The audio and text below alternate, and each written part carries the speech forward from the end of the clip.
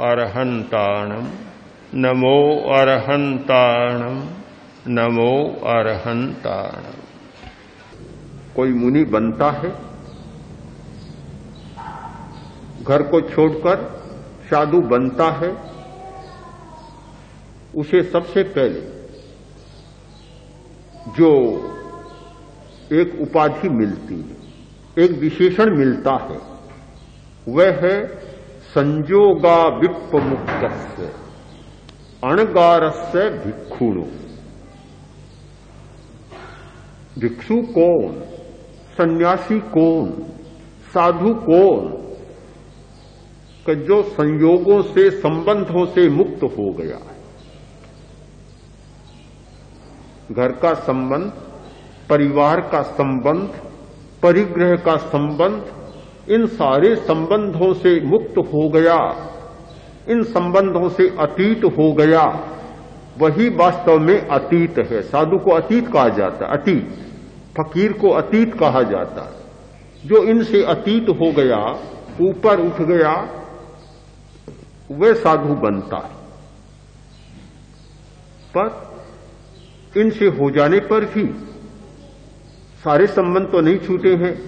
शरीर का भी संबंध है। सबसे पहला संबंध तो है इस शरीर के साथ, फिर आता है दूसरों के साथ। शरीर का संबंध, भोजन का संबंध, साथ में रहने वालों का संबंध,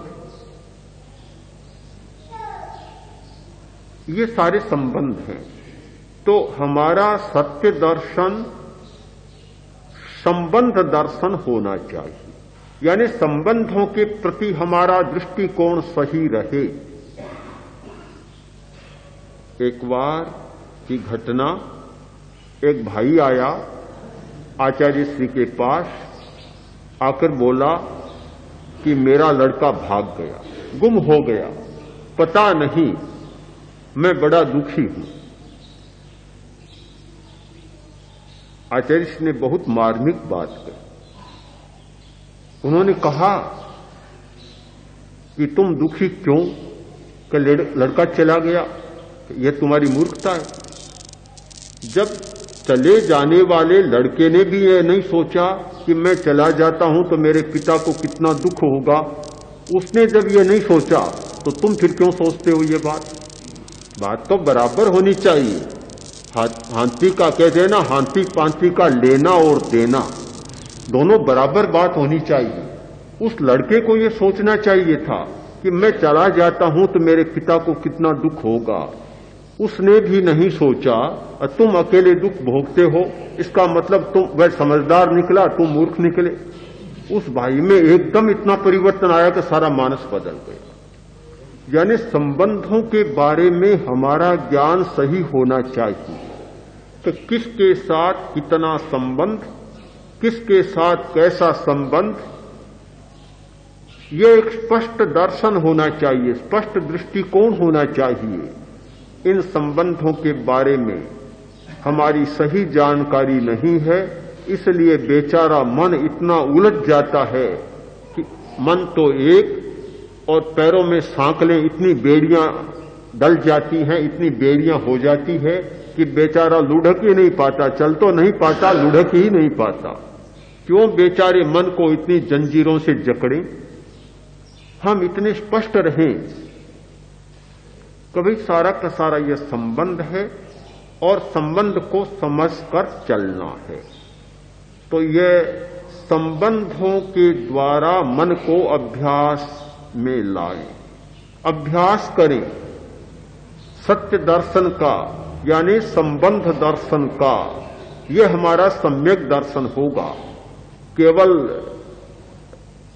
पदार्थों के नाम रट लिए, कुछ पाठ कंठस्थ कर लिया, लोग मान लेते हैं हम सम्यक दर्शी हो गए, हमारा दृष्टिकोण सम्यक बन गया। ये कोई सम्यक दर्शन नहीं होता। सम्यक दर्शन तब होता है जब ठीक संबंध की बात समझ में आ जाए। इस प्रसंग में एक बहुत महत्वपूर्ण घटना है। लाल बहादुर शास्त्री जो भारत के प्रधानमंत्री बने, इतने साधारण आदमी थे, बिल्कुल साधारण, गरीब आदमी, पढ़ने के लिए पास में कुछ नहीं, कैसे पानी को चीर कर आते और पढ़ते, कठिनाइयों से गुजरते, कोई साधन नहीं जिस व्यक्ति के पास, और मरे तब तक भी कोई साधन नहीं थे, अभाव में रहे, अभाव में मरे, किंतु एक ऐसा व्यक्ति बना जो हिंदुस्तान के लिए एक आदर्श बन गया। लाला लाजपत राय ने एक संस्था का निर्माण किया, लोक सेवा मंडल, और उसका काम शास्त्री जी संभालते। बहुत कर्मठ, निष्प्रिय, सच्चे और त्यागी पुरुष। नाम सब लोगों का, कहीं भी लाल बहादुर शास्त्री का नाम अखबार में न आए इसके लिए बड़े जागरूक कि मेरा नाम नहीं आना चाहिए। एक बार मित्रों ने कहा कि आप इतना तो काम करते हैं, नाम सब दूसरों का छपता, आपका नाम कभी आता ही नहीं, आप क्यों संकोच करते हैं, क्यों नहीं अपना नाम देना चाहते, ये क्यों? काफी दबाव डाला, आग्रह किया, तो उन्होंने कहा कि देखो, मैं मेरा नाम कभी नहीं दूंगा। क्यों नहीं देंगे? कि मुझे जो आदर्श मिला है, मुझे जो बोध पाठ मिला है, वह यही मिला है कि मेरा नाम न जाए। क्यों? कि लाला लाजपत राय ने एक दिन मुझे कहा था कि लाल बहादुर देखो, तुमने ताजमहल देखा है? हाँ देखा है। गुंबद कितनी सुंदर, कितनी बढ़िया, कितनी जाली कटी हुई है, कितनी अच्छी है, सब लोगों का ध्यान उस ओर जाता है। किंतु ताजमहल क्या गुंबद के बल पर खड़ा है? कि नहीं, गुंबद के बल पर नहीं खड़ा है। तो किस पर खड़ा है? कि नींव के पत्थर के आधार पर खड़ा है। नींव के पत्थर सुंदर है क्या? न जाने कितने टेढ़े मेढ़े बेढंगे होंगे, कोई सुंदरता नहीं है। पर ये ताजमहल नींव के पत्थर पर खड़ा है, वो सुंदर कारीगिरी की हुई जाली और गुंबद के आधार पर नहीं खड़ा है। तो लोक सेवा मंडल के सदस्य को नींव का पत्थर बनना है, न कि गुंबद बनना है। ये बात मुझे कही थी और मैं उस आधार पर चलना चाहूंगा। ये एक सत्य का दर्शन है, सत्य का साक्षात्कार है।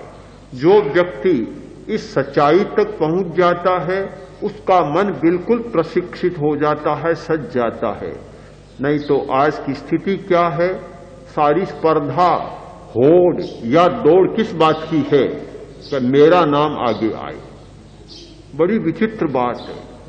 शायद नाम आना कोई बुरी बात नहीं होगा, पर जैसा वातावरण है वह तो बिल्कुल ऐसा बन गया कि कहें तो भी अच्छा नहीं लगता और न कहें तो बात भी बहुत बुरी लगती है।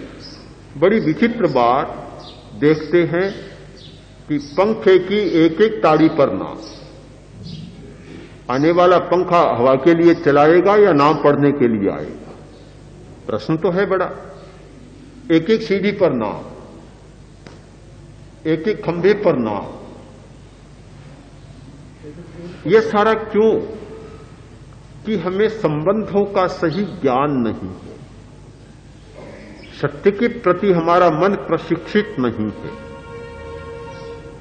तो सबसे पहला अभ्यास जो मन को देना है वह है सत्य दर्शन का अभ्यास, यानी संबंधों के दर्शन का अभ्यास।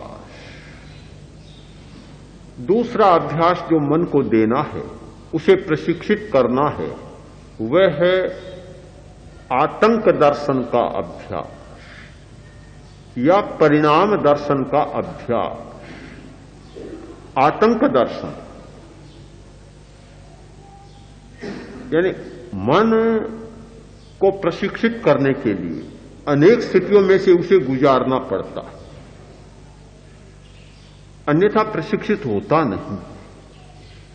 कभी पुचकारना होता है, कभी उत्तेजित करना होता है, कभी शांत करना होता है, कभी पास में बिठाना होता है, कभी बहुत दूर ले जाना होता है, और कभी डराना होता है।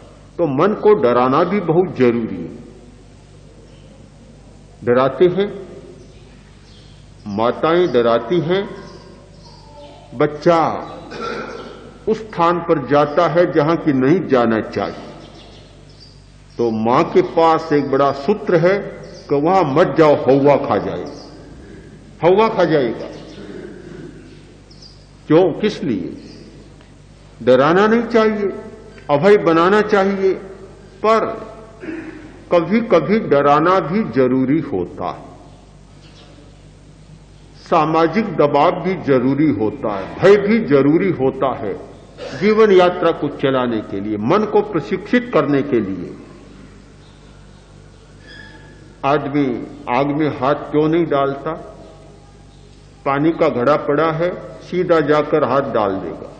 आग जल रही है, हाथ क्यों नहीं डालता? इसलिए नहीं डालता कि उसके मन में डर है कि हाथ डाला कि जल गया।